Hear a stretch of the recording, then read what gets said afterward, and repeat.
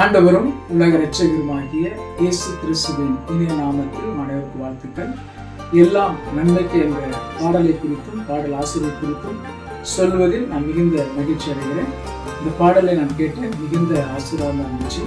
எனக்கு ஒரு பெரிய நன்மையை நம்பிக்கை உண்டாக்குனது. எனவே இந்த பாடலை கேட்க போகிற உங்களுடைய வாழ்க்கையிலும் தேவன் பெரிய நன்மைகளை ஆசீர்வாதத்தை செய்ய சொல்லுவார். நிச்சயமாக செய்வான் நான் விசுவாசிக்கிறேன். அது மாத்திரமல்ல, இந்த பாடலை எழுதின ஆசிரியர் ஜான் அவர்கள் கிட்டத்தட்ட ஒரு 20 ஆண்டுகளுக்கு மேலாக அவரை பற்றி எனக்கு தெரியும்.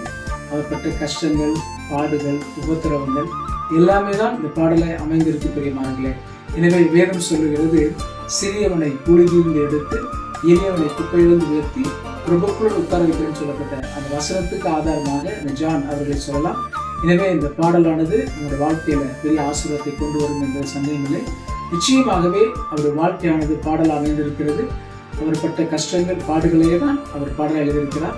எனவே நீங்களும் இந்த பாடலை கண்டு கேட்டு ஆசீர்வாதத்தை பெற்றுக்கொண்டு மற்றவர்களுக்கு இதை அறிமுகப்படுத்துங்கள். அது உங்களுக்கு பெரிய பலனை, ஆசீர்வாதத்தை கொண்டு வரும் என்ற சந்தேகமில்லை.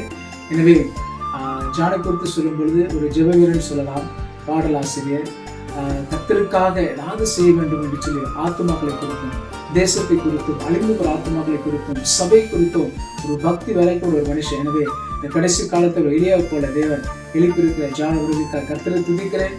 தேவன் தாமே உங்களையும் உங்கள் குடும்பத்தையும் இந்த பாடல் மூலம் ஆசீர்வதிப்பாராக. God bless you.